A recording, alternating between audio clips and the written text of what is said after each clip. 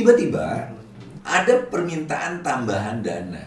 Biayanya tidak tanggung-tanggung, sekitar 5.656 real. Dan dikalikan dengan jamaah haji yang akhirnya sekitar 100 ribuan ya, itu kita sampai 1,4 triliun lebih. Dan ini membuat kita simalakama.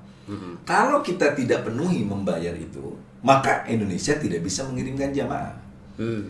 Tapi kalau kita bayar, kita sudah ngetuk dan Kepres sudah keluar. Pokoknya jamaah harus berangkat. Bagaimana caranya? Kita siapkan dana, tapi tidak boleh dari APBN, tidak boleh juga dibebankan kepada masyarakat, kepada jamaah.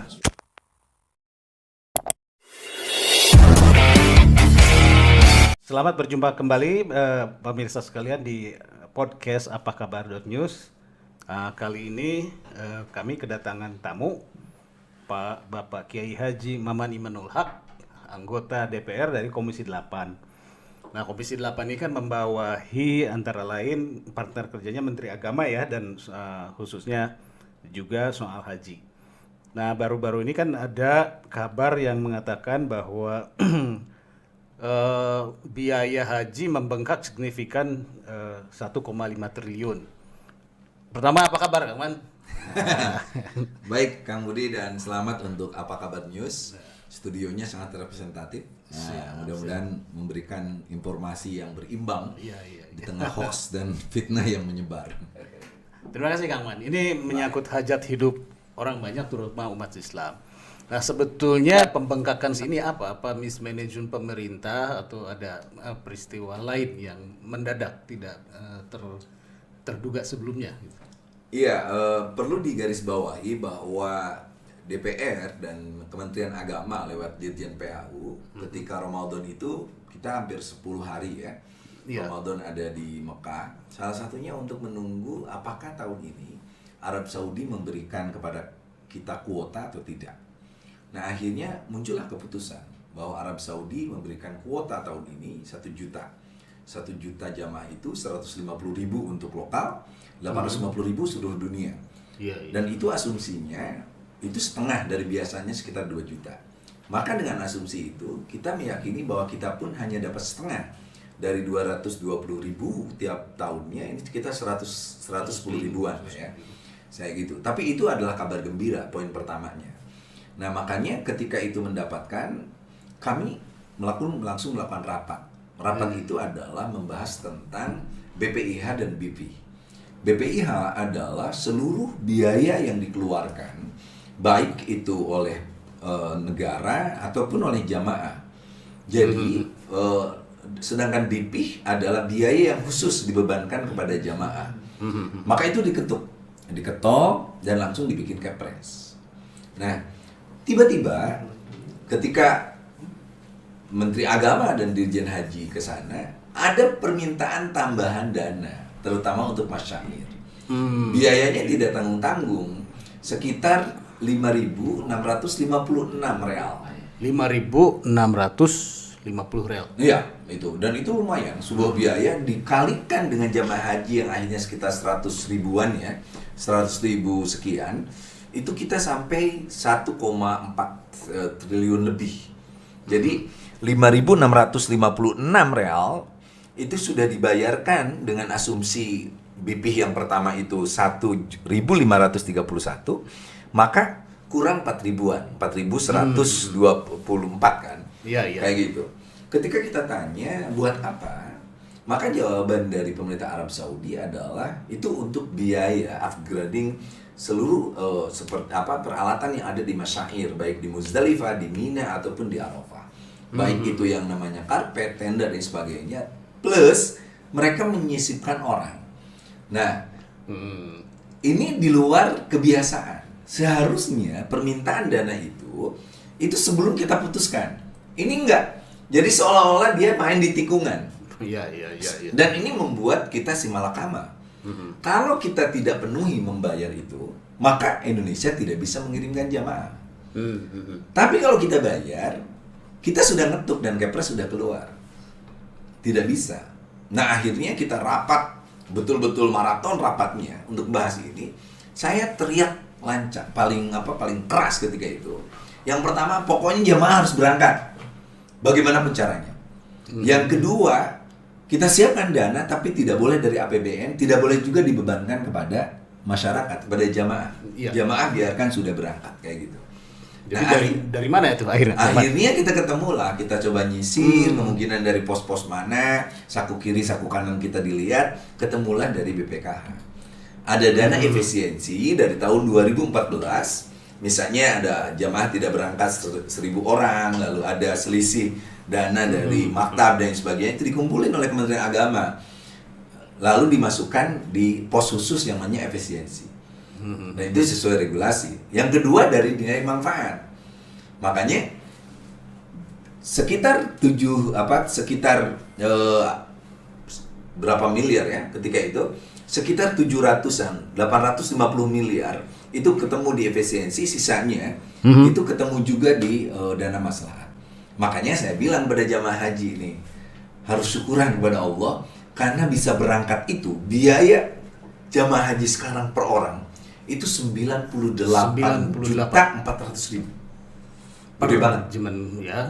Dan itu artinya mereka hanya bayar 40 juta kurang kan? Ya 38 ya, koma sekian ya. Iya, 98.400.000 itu, 400.000 itu berarti sisa setengahnya itu ditanggung oleh pertama jamaah haji yang belum berangkat dari nilai manfaatnya. Yang kedua dari pajak. Dari jamaah dari masyarakat. Artinya orang nggak boleh sombong ketika udah berangkat karena duitnya can jejen belum kumpul, disubsidi oleh orang-orang yang belum berangkat. Saya sampai tanyakan apakah itu aman untuk jamaah selanjutnya. Insya Allah aman, karena kalau kita tahun depan misalnya memberangkatkan pool, maka kita sudah tidak perlu khawatir. Ya kalau tahun depan kan misalkan kuotanya pulih ke angka 200 sekian ya, dan apakah nanti pemerintah Arab Saudi akan memberlakukan hal yang sama gak, permintaan kenaikan lagi? Yang pasti mereka akan memberikan kabar itu yang poin saya masih ingat di raker itu ada hasil keputusan rapat nomor 8 agar pembahasan biaya ibadah haji itu memuat mengantisipasi kemungkinan seperti yang sekarang. Jadi kita tidak bisa didikte oleh pemerintah Arab Saudi ya, tapi kita harus meningkatkan bargaining kita dengan kemungkinan itu sehingga ketika diketok itu kemungkinan itu udah masuk. Jadi saya tanya Arab Saudi kenapa sampai mahal? Mereka bilang salah satunya ya, sambil walaupun mereka sambil jok gitu, 2 tahun kami kehilangan momen dapat untung. Nah sekarang di tahun ini kami ingin itu tertutupi gitu. Ya, tapi kan sebetulnya kan gini, kita itu kan salah satu negara pengirim jemaah haji terbesar, 5 besar ya, kalau nggak salah. Kok nggak punya daya tawar gitu? Artinya, ya sudahlah, kami nggak berangkat gitu. Dia kan rugi. Iya seharusnya ya, kalau sebenarnya kita sih malakama itu. Kalau kita berani ngambil risiko untuk tidak mengirimkan ibadah jamaah haji 5 tahun lah misalnya, Arab Saudi rugi. Kenapa? Karena Indonesia itu satu yang terbesar seluruh dunia. Yang kedua, jamaah haji Indonesia itu menjadi semacam pengaman bagi jamaah yang lain karena kita sikap Islam yang moderat. Oke. Nah yang ketiga yang lebih penting, jamaah haji Indonesia itu menguntungkan karena senang belanja. Jadi tawafnya sekali di masjid, tetapi 5 kali di mall. Kayak gitu. Nah mereka akan rugi. Tapi jamaah haji kita memang nggak bisa kalau gitu dihentikan. Misalnya untuk menekan itu.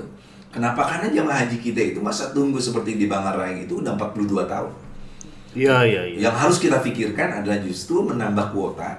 Yang kedua, melakukan diplomasi ke Arab Saudi dan negara-negara yang lain agar kuota kita ditambah. Dan yang ketiga, saya kasihan ya. Tahun ini yang diberikan kesempatan berangkat itu ternyata ada syarat dia harus di bawah umur 64 tahun lebih 6 bulan. Jadi bukan 65 malah 65 kurang 6 bulan. Nah itu yang di bawah boleh berangkat, yang di atas 64 lebih 6 bulan itu tidak bisa berangkat. Dan itu 58% kamu di 58%. Jadi seharusnya mereka tahun berangkat ini, tapi karena dengan aturan usia itu mereka tidak bisa berangkat. Nah saya bilang harusnya negara berpikir juga bagaimana caranya yang nunggu 10 tahun, 20 tahun umur nages wallahu alam bimurodinya kayak gitu. Kenapa tidak diumrohkan saja gratis? Oh. Dananya diambil dana manfaat saja. Kok nggak mahal kok.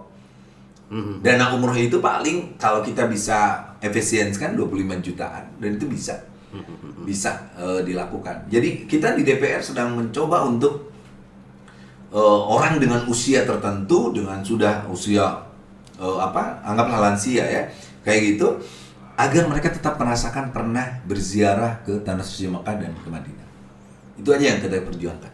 Nah, Kang Wan, kalau tambahan biaya ini kan nggak cuma Indonesia ya? Semua negara. Semua negara. Jadi sekali ada yang menolak nggak sehingga nggak memberangkatkan? Yang saya dengar ada beberapa negara menolak, tapi untuk tidak memberangkatkan mereka lagi mikir ulang. Jadi kemungkinan hanya tertunda. Kalau kita kemarin berpikirnya jangan tertunda. Tanggal 3 jamaah kita udah masuk ke embarkasi, lalu 4 tadi malam itu udah kloter pertama dan hari ini sudah kloter pertama udah nyampe Mekah. Oh, alhamdulillah. Udah ada sampai di Jeddah ya. Alhamdulillah. Itu kloter pertama kita. Alhamdulillah. Ya kalau tidak berangkat mungkin politik dalam negeri ya menghangat juga ya. Gitu. Iya.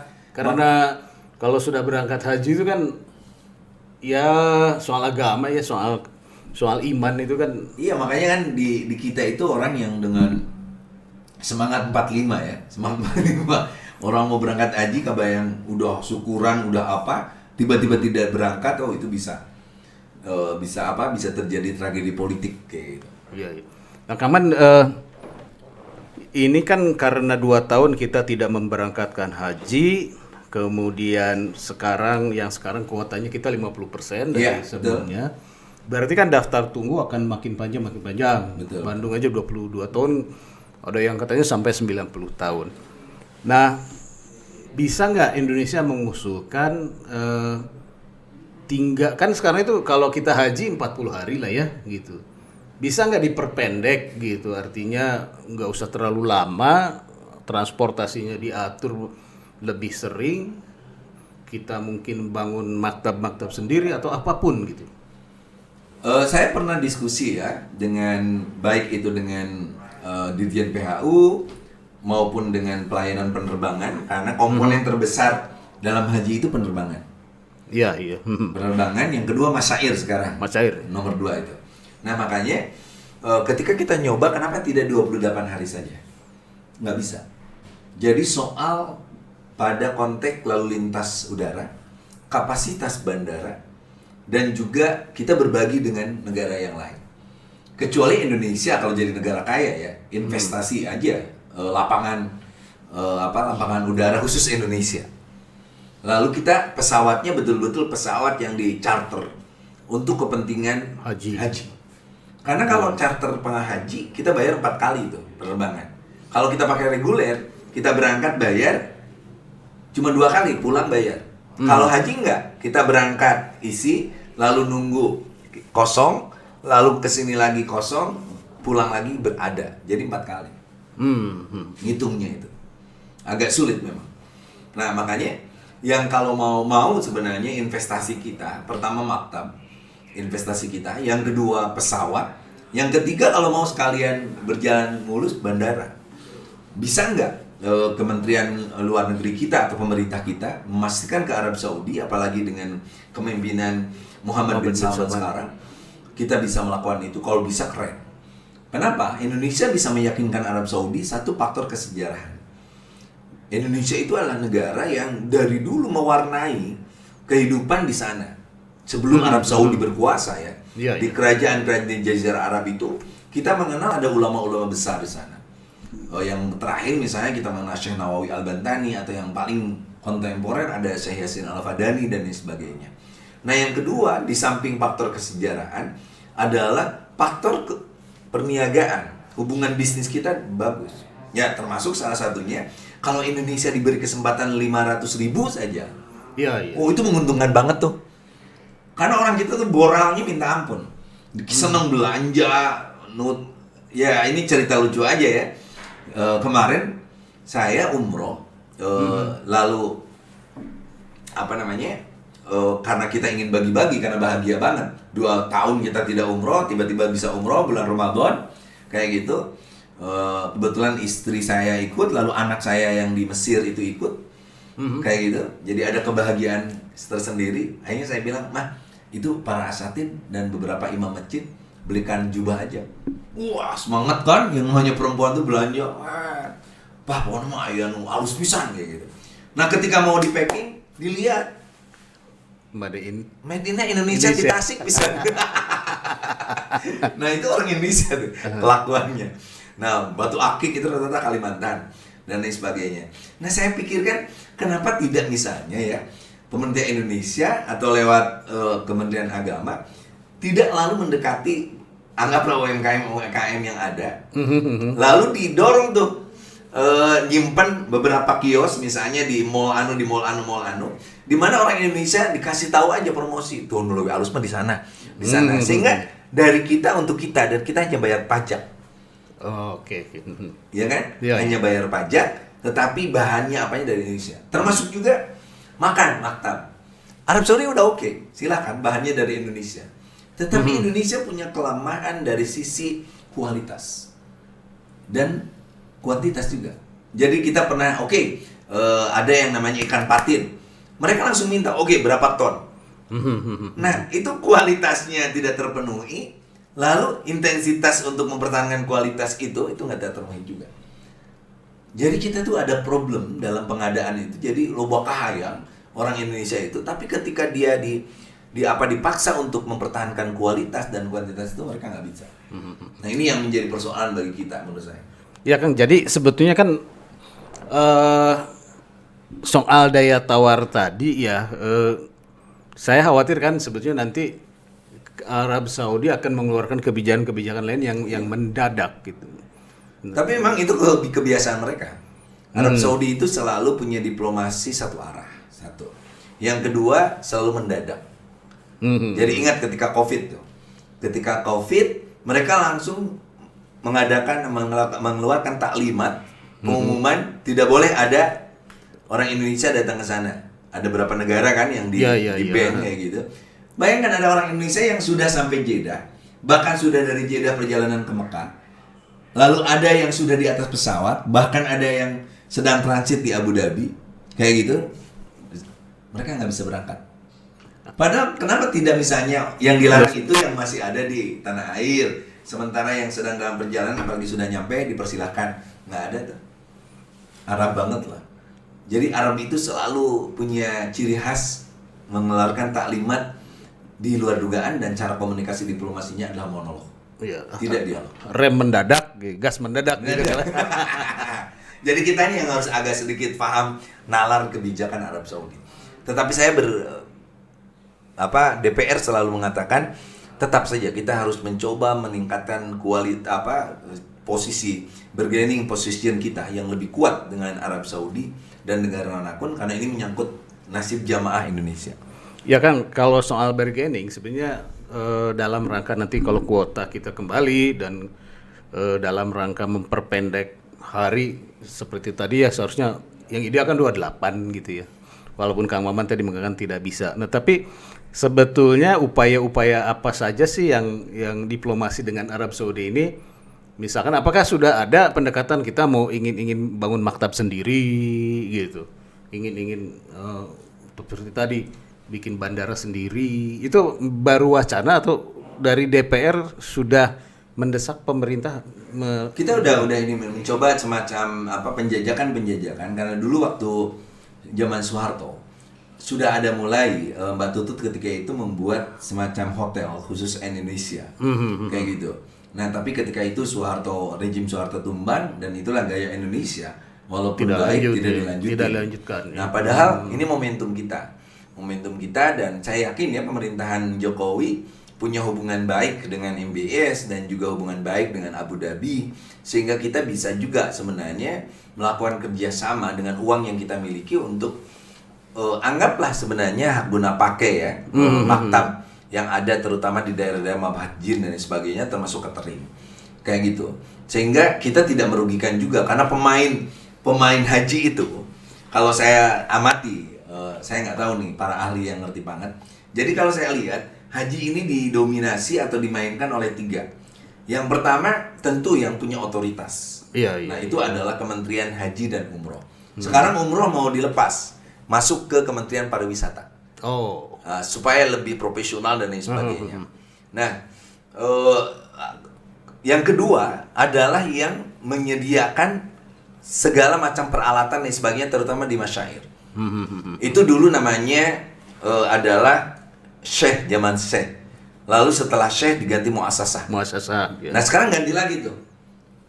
Jadi Syirka atau apa gitu ya. Iya. Jadi lebih bisnis oriented. Nah yang minta masyair itu yang ini, yang kelompok ini.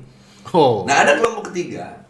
Ini kelompok kerajaan yang dia, karena kerajaan itu kan banyak keturunan-keturunannya itu main rata-rata di Puroda. Mereka punya hak visa dan lain sebagainya. Dan mereka ada yang sampai tinggi banget, sekitar $22.000, 300 jutaan lah ya, seperti itu. Jadi kita tidak bisa tuh secara utuh. Misalnya kita ingin tahu berapa sih kuota sebenarnya, nggak ada yang tahu. Jadi dari pihak ini pun nggak tahu, dari pihak muassasah nggak tahu, dari pihak pemerintah Arab Saudi nunggu kerajaan, dari pihak kerajaan nanti yang ditentukan oleh raja dan lain sebagainya. Jadi lucu juga. Jadi jangankan kita, cuman kita kadang-kadang ya coba nyari-nyari informasi kan, ke catering-catering besar, kira-kira berapa ya? Mereka udah bilang kira-kira 1 jutaan. Oh iya. Dan itu kira-kira member.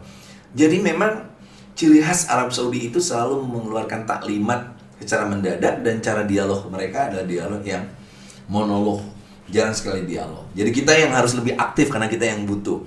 Tapi ke depan saya melihat bahwa kenaikan harga masyair pun berkaitan dengan upaya pemerintah Arab Saudi untuk melakukan sertifikasi pekerja. Jadi yang melayani sawak atau apa, driver dan lain sebagainya pun sertifikasi. Itu menguntungkan sebenarnya ke depan. Kenapa? Karena kita kadang-kadang bingung. Dulu ada supir bus apa jalan ke masjid. Karena dia dari Mesir, dari mana-mana kan. Nah yang kedua ada askar yang istilah kita mah eta jelema teh di mana lah, di ujung Indonesia, tiba-tiba harus ke Jakarta, jadi tidak tahu di mana Tebet dan lain sebagainya. Nah sekarang sertifikasi itu berjalan. Jadi kita agak mencoba memahami nalar pemerintah Arab Saudi, terutama di bawah MBS itu, untuk meningkatkan profesionalitas pelayanan bagi jamaah haji. Di MBS kan ada Arab Saudi 2030 ya. Iya, itu visinya. Jadi keren banget sih sebenarnya dari sisi sana. Nah, Kang, tapi sebetulnya bagaimana nanti DPR atau Indonesia ini mengakomodasi kemungkinan permintaan mendadak ini dari segi penganggaran, misalkan dari segi nanti ONH itu ada berapa range-nya supaya kita kan keinginan mendadak ini supaya tercover. Jadi kita akan belajar dari peristiwa main di tikungan ini untuk lalu menganggarkan kemungkinan permintaan mendadak dari pemerintah Arab Saudi. Nah, termasuk yang 1,5 triliun itu berkaitan juga dengan technical landing. Jadi ada pesawat Arab Saudi dengan kapasitas besar itu tidak bisa landing secara full di Surabaya, dan itu mereka meminta tambahan biaya sekitar 25 miliar atau 30 miliar lah. Nah, technical landing itu berarti pesawat mereka tetap landing di Surabaya, tapi dengan penurunan bahan bakar tidak diisi full, lalu juga jamaah hanya boleh membawa berapa kilo, lalu nanti dituntun sehingga tempat landingnya itu betul-betul pas gitu. Nah, nanti mereka akan turun lagi di Jakarta dan baru diisi. Jadi itu aja kerugiannya. Itu pun udah terpenuhi. Kita tidak minta tambahan kepada jamaah yang Surabaya sekitar 16 ribuan. Nah kan kalau yang tadi 1, triliun itu kan pada akhirnya menggunakan dana haji yang efisiensi haji dan manfaat itu kan. Ini kan terpakai ya sekarang. Nah untuk tahun depan kan ini gimana? Kan dana efisiensi nggak akan seberapa tadi 700 sekian miliar. Iya, betul. Nah, nanti tahun depan kan udah terpakai sekarang. Ini dari mana lagi nanti? Nanti kan kita tidak mungkin dengan patokan yang biasa. Kita udah tahu nih, masyair ada tambahan 5.000 sekian kan real. Ya. Itu udah dimasukin di dana pertama ketokan, udah selesai. Berarti akan ada kenaikan ONH dong? Secara rasional sebenarnya BPIH itu harus BPIH dan BP itu harus naik. Kita nggak bisa lalu main apa namanya populisme gitu ya agar menyenangkan jamaah, nggak bisa. Secara logika kan pasti itu, apalagi sekarang konflik antara Rusia dengan Ukraina itu akan menaikkan harga energi dan lain sebagainya. Nah, jadi menurut saya ya pasti naik dan jamaah pun akan paham soal itu menurut saya. Jadi tidak masalah. Ya, misalnya walaupun naik kan cuma kita jumlahnya nambah terus. Iya, makanya dulu kan namanya ONH. Ongkos naik haji. Jadi dia selalu naik. Sekarang kita ganti BPIH dengan atau BP. Kalau BPIH itu seluruh rangkaian sejumlah haji yang dikeluarkan. Jadi sekarang itu dengan tambahan masyair 98,4 juta. 50%-nya disubsidi. Iya, dan jamaah cuma bayar 40 juta kurang gitu. Nah, Kang, tadi ini bergeser ke tadi daftar antri ya yang semakin panjang.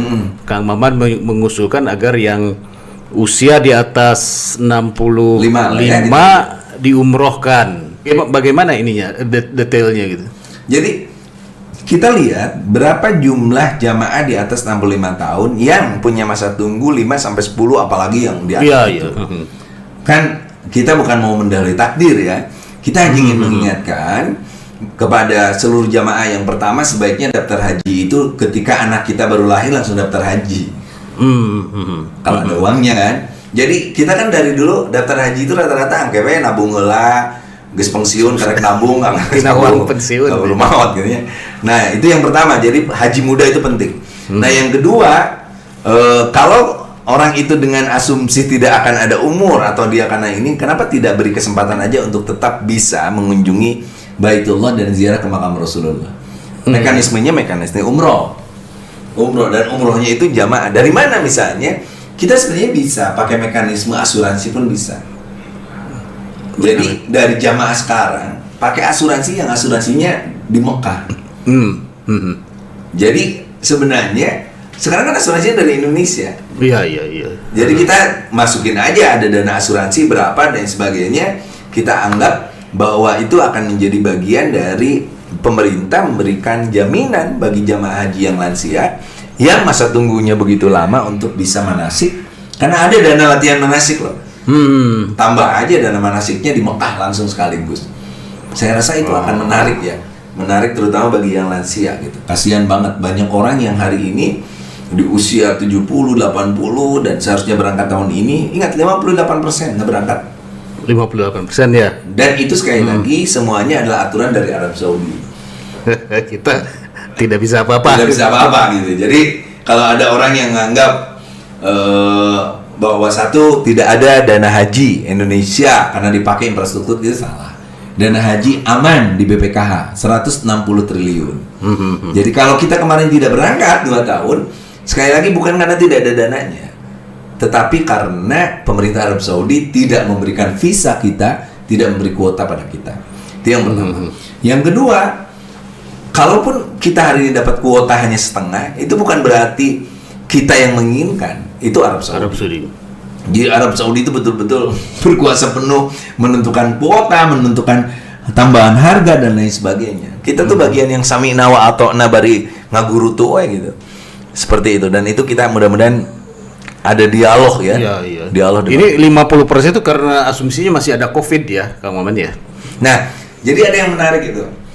Di sana itu ada 2 kubu. Kubu Kementerian Kesehatan dengan kubu Kementerian Haji.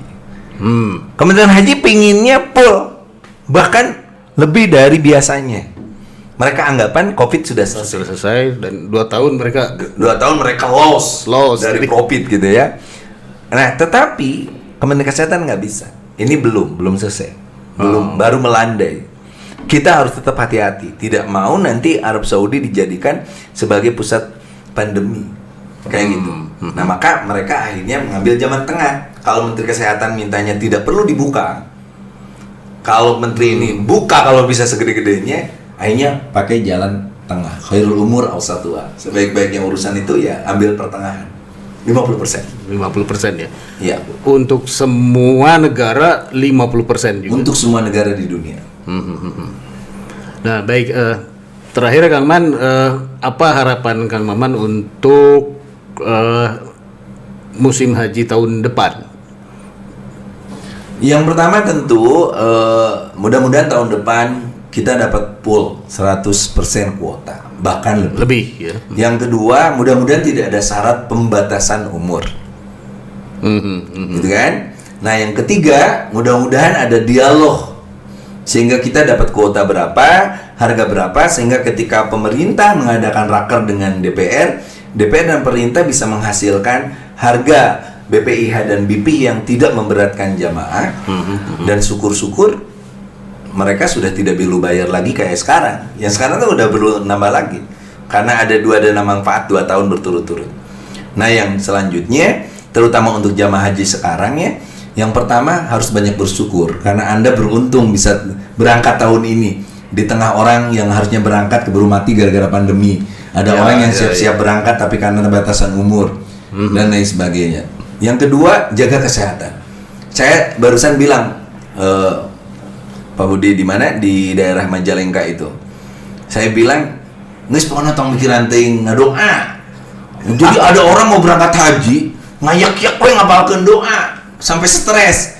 Udahlah, enggak usah. Yang penting doa itu kalaupun mau yang bisa aja, yang bisa. Mau bismillah, mau Allah atau baca kulhu. Kan kata Rasulullah, "Qul huwallahu ahad ta'dilu sulusul Qur'an." Barang siapa yang baca qul huwallahu ahad itu sama dengan sepertiga Quran. Jadi lamun 3 kali qul huwallahu kisah Quran.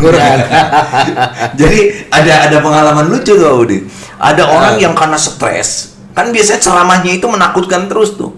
Ada nangis, ada suasana sahdu. Kayak gitu. Jadi ada orang yang waktu dia turun dari orang lain turun dari pesawat, dia nggak bisa turun. Ditanya sama ustadznya, kenapa nggak bisa turun? Mungkin ini adalah balasan dari Allah. Saya waktu di Indonesia sering menahan rizki sehingga tidak mau zakat, tidak mau sedekah, tidak mau apa-apa. Akhirnya saya tidak bisa keluar dari kursi ini. Kata Ustadz, itu bukan soal dosa, seatbelt jangan dibuka.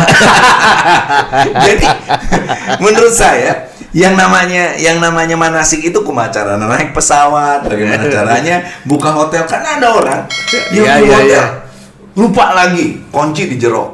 Yang kedua ngejejeritan wae kusabab pas mandi pakai cai panas semuanya. Karena ada orang yang naik pesawat sekali-kalinya itu waktu haji aja. Masuk hotel itu pas hajinya aja. Jadi manasik itu bukan cuma pas ritual di lokasi. Ya pokoknya mah geus di itu mah milu jeung loba we. Jadi jangan terlalu. Ya saya bilang, ibu-ibu daripada stres mikirin doa lebih baik pagi-pagi setelah sholat subuh jalan-jalan sampai sehat. Yang kedua, membiasakan untuk selalu menikmati makanan. Seperti itu. Soal doa, ambil buku doa, lalu gantungkan di dada. Waktu tawaf, sa'i, wukuf, berdoa pada Allah. Ya Allah, banyak yang ingin aku panjatkan doa ini, tapi nu apal, baca aja ya Allah sendiri, baca aja. Jadi cukup nepuk-nepuk buku doa. Baik, Kaman, terima kasih atas kehadiran Kaman di Apa Kabar News. Mudah-mudahan tugas melobi dan sebagainya adalah tugas Kang Maman kan sebagai pejabat negara bersama pemerintah. Dan mudah-mudahan tahun depan kuota haji kita meningkat, pembatasan umur tidak ada dan semuanya sehat dan semua bisa berangkat.